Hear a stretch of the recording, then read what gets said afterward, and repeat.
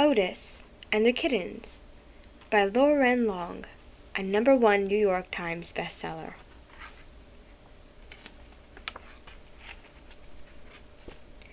It was hot and dry on the farm where the friendly little tractor named Otis lived. Otis couldn't remember the last time it had rained. Farmers all over the valley grew anxious day by day. Water was in short supply, the ground was hard, and the cornstalks were half as tall as they should have been. Otis spent his afternoon out in the sweltering fields with the farmhands baling straw. Once the load was full, with a puff and a chuff, Otis would pull the wagon into the old barn down by the bend, at Mud Creek. The farmhands would use a pulley to lift each bale up onto the loft, where it would be stored for the long winter to come. When the sun had gone down over the hill and work was done, Otis was ready to sit in the shade and rest. But not Otis's friend, the bull. The bull liked to stand in front of Otis and snort and snarl and huff hot air. 2 snorts, a snarl, and a huff. All the animals knew what that meant. The bull was challenging Otis to a tug-of-war. Otis smiled. His friends were always eager to play, even after a long day of work. One duck wound the end of a rope around the bull's horn. Another duck looped the other end around Otis's steering wheel. The animals then took sides, grabbing on any way they could. Everyone pulled and tugged with all of their might. Eventually, Otis would ease up a little. He didn't care much about winning. He just liked having fun with his friends. One afternoon, when everyone was under the shade of the apple tree, Otis spotted something moving down in the field. He looked, and it looked to be an orange tabby cat. Where did she come from? Otis wondered. He watched as she ran toward the old barn, and there he saw something that caused his engine to sputter. A swirl of smoke. Otis raced to the barn with the animals following behind. They discovered flames coming from the loft inside of the old barn. A fire! The barn was filled with brittle, dry straw, and Otis knew it wouldn't take long for it to burst all into flames. Just then the tabby cat appeared in the barn window.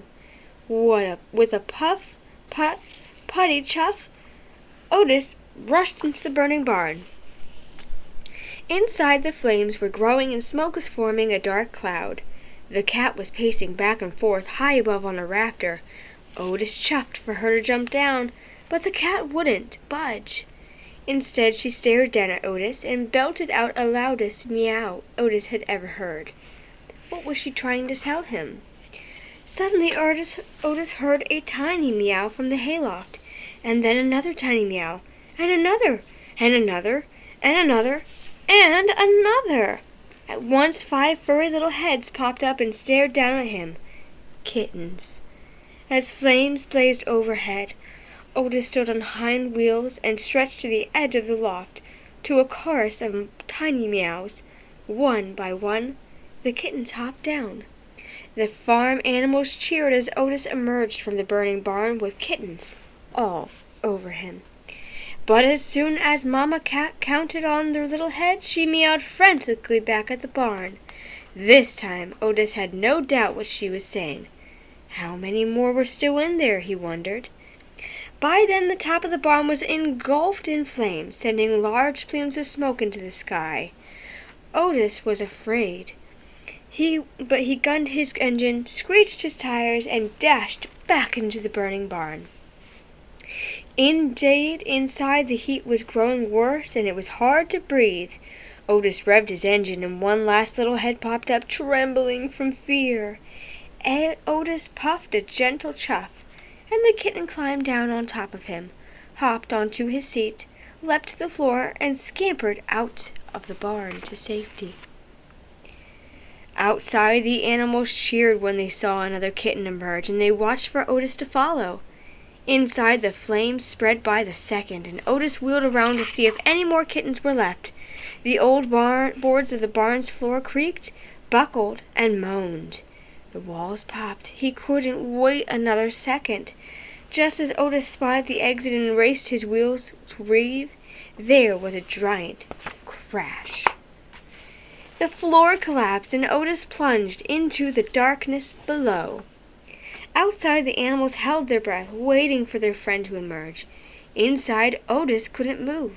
He had fallen into the lower level of the old barn, and he was covered in dust, debris, and broken planks. Stuck in the hole with the fire raging above, Otis could hardly puff a breath. And then he heard the siren of a Fire Chief Douglas and the fire engine. The farmer pulled up and Otis heard him rounding up the animals. Help had arrived. He knew he would be fine, until he heard Fire Chief Douglas holler. "Sorry, farmer, the creek's gone dry in the drought, and the water supply is too low to save the barn. As long as everyone's safe, we'll have to let her burn." Underneath the pile of broken boards and dust, Otis couldn't see a thing or move a gasket, and his heart sank deep inside his engine. The animals had grown wild with fear. The farmer counted them one by one. They were all safe and sound, and he could not figure out why they were acting so crazy. Suddenly, the little calf bolted to the barn door. Her friend followed right behind. Inside the fiery barn, they spotted Otis stuck down in the hole, covered in boards and dust. His engine was barely running. How could they ever get him out? The bull looked up at the rafters and down at Otis. He stood in front of the hole in the floor and snorted and snarled and huffed hot air. 2 snorts, a snarl, and a huff. The animals knew just what he meant. One duck grabbed the pulley and wound it around the bull's horns. Another duck flew into the hole and hooked it to Otis's steering wheel. The bull snorted and tugged and snarled and pulled, but Otis didn't budge. The horse and the cow grabbed the rope behind the bull, and together they snorted and tugged and neighed and mooed and pulled, and Otis teetered ever so slightly. The little calf jumped in and tugged and bawled and pulled, and Otis raged a little bit more. The puppy grabbed the rope behind the little calf and with a fierce "Orf!" tugged and pulled and growled as Otis inched upward. And then came a piercing meow, and the sound of Fire Chief Douglas shouting, "Holy moly, Otis is in here! Hold on tight, everyone! I'm here to help!" Fire Chief Douglas grabbed the end of the rope and tugged and pulled and tugged.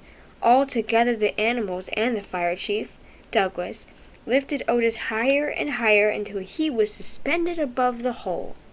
The ducks whooped in and pushed him over the edge of the opening to where they could lower him to the floor. Together everyone pulled the dust and ash-covered tractor out from the burning building, just as the parts of the barn began to fall. Then Fire Chief Douglas and his men hosed off Otis and wiped down his frame. The cool water revived Otis, and everyone cheered when they heard a faint put, puff, puttity, chuff. It was music to their ears. The kittens jumped on top of Otis and crawled all over them. Fire Chief Douglas laughed and said, "Farmer, what say we adopt these kittens and their mama? They'd make a mighty fine addition to our firehouse family." Otis puffed a happy chuff. He couldn't think of a better home for his new friends. The end.